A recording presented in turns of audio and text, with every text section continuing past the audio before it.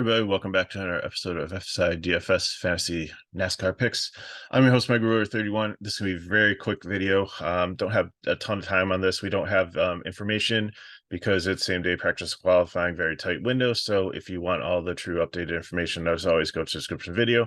You can sign up for FSi DFS package in the link to our website. It's very cheap. It's $5 a week.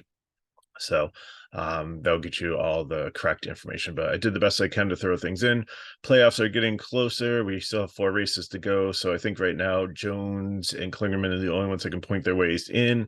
I changed some of the other guys to must win because they're falling like hundreds of points out. But it looks like Barry's probably got a safe cushion. Hemrick's getting there. So I think it's just going to be between Creed, Herbst, Klingerman and Jones for the final 2 spots, unless somebody wins the race and one of those guys in red. So you got some cup people coming in here. It's Watkins Glen. It's a road course. They just raced a pseudo road course last week in Indy.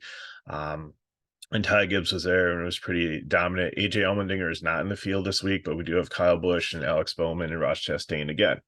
So just looking at this, I think you got to give Gibbs the prime, and he's probably going to qualify close to the top and be another dominant car in this 19 All-Star Joe Gibbs Racing car. So he comes back second, but that's just only because Kyle Busch has very limited data in Xfinity and it's skewed. So he comes back number 1. But I truly believe Gibbs is probably the head of the class here.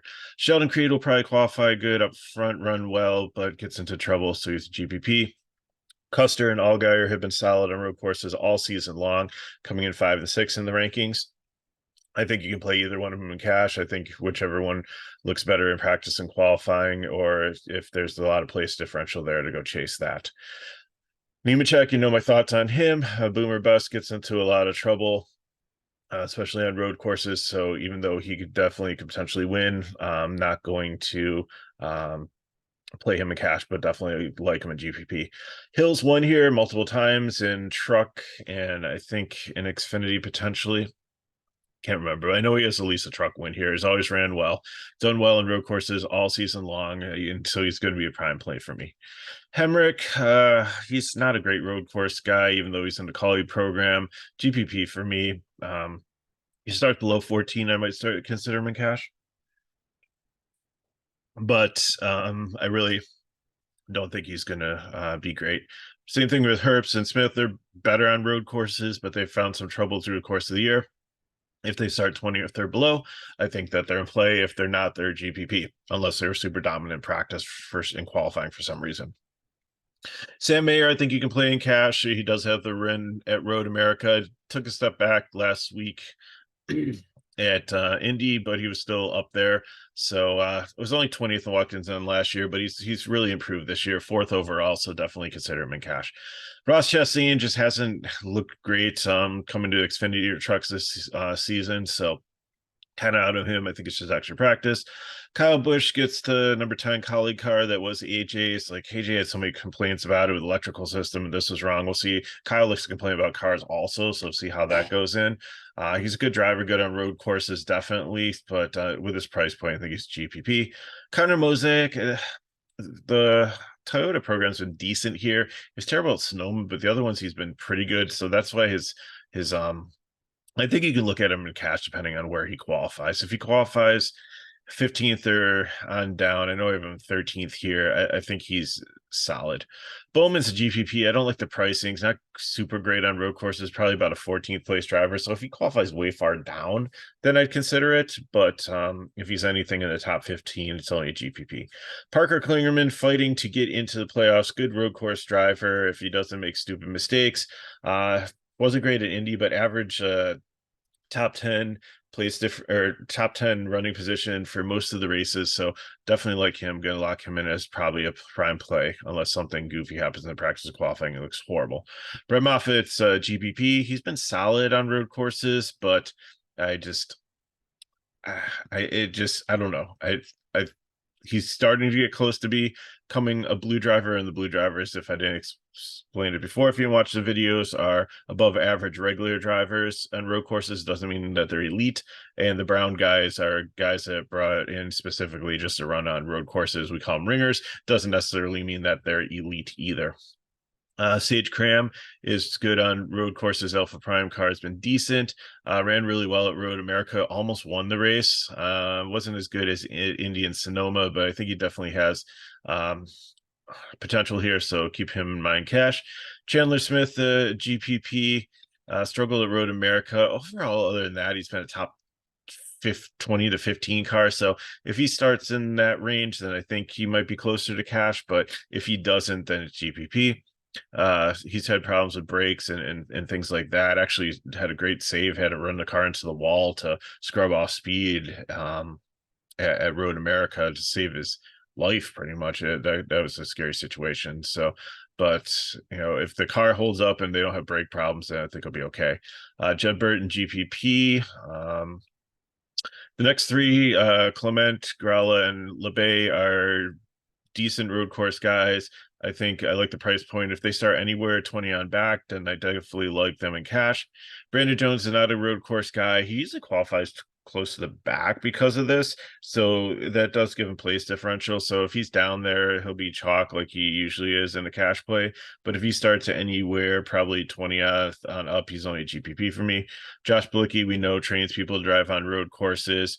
This SS Green racing car is not the greatest, but it all depends. He needs to be probably, I have him as a GPP, but he'll be a cash play if he's like 35th. They're starting close to the back. Retzelaff continues to learn road courses. The only reason I don't have him, he didn't look good at Sonoma. Like Portland and Indy, he was top 20. So the potential's there. So I think, keep an eye on him for GPP, potentially for cash if last man in. But I just, if he didn't do well in Sonoma, then that's kind of a closest one to Watkins Glen for me. Alfredo, I just don't trust the BJ McLeod car, so he's GPP. Williams is starting to become a better road course driver. Didn't do well at Indy, but there's been some races where he's been top 25 and actually quite surprising. So if he starts outside the top 25, it definitely is a cheap value. Like him. Ryan Sieg usually qualifies towards the back and usually has a solid day, top 25. Last year he had a top 15, I believe. So someone to keep an eye on there. Weatherman's always been good at road courses. The JD Motorsports car is decent. So if it holds up at 5.5, I think he's a good value. Brad Perez and Stefan Parsons come in to run road courses. Don't really like the cars a ton that they drive, so they're GPPs.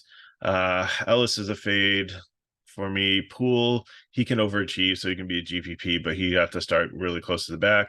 Joe Graff Jr., I'm always fading him on road courses. If you just look at the numbers, his average finish is like 36, so can't do that. I don't think the upside's there. He just too aggressive and just doesn't understand it. Maybe in time he'll figure it out, but right now, no. Kyle Sieg,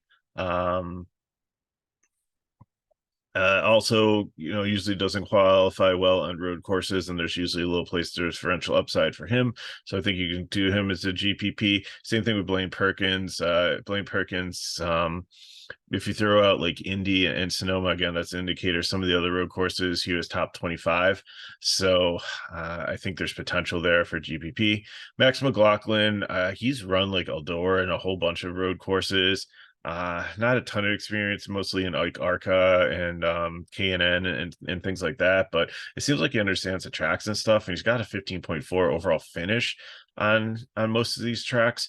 So I know he's against better competition, but still, if he starts way down here and, if he can qualify for the race, because two cars won't, and my guess is it's going to be Barrett and Camden because they're not great drivers, not in great equipment. And this FSRS one is the former Brandon built one. And when Brandon was, when that team Brandon built, they built decent road course drivers, had decent drivers in there. So I'm really going to keep my eye on Max McLaughlin. I think he could be sleepy. I think people might overlook him if he can make the field. I think that he can definitely have a decent day. So that's what I got for you. Sorry, short rundown here, but if you want the real stuff, like I said, get into our sign up.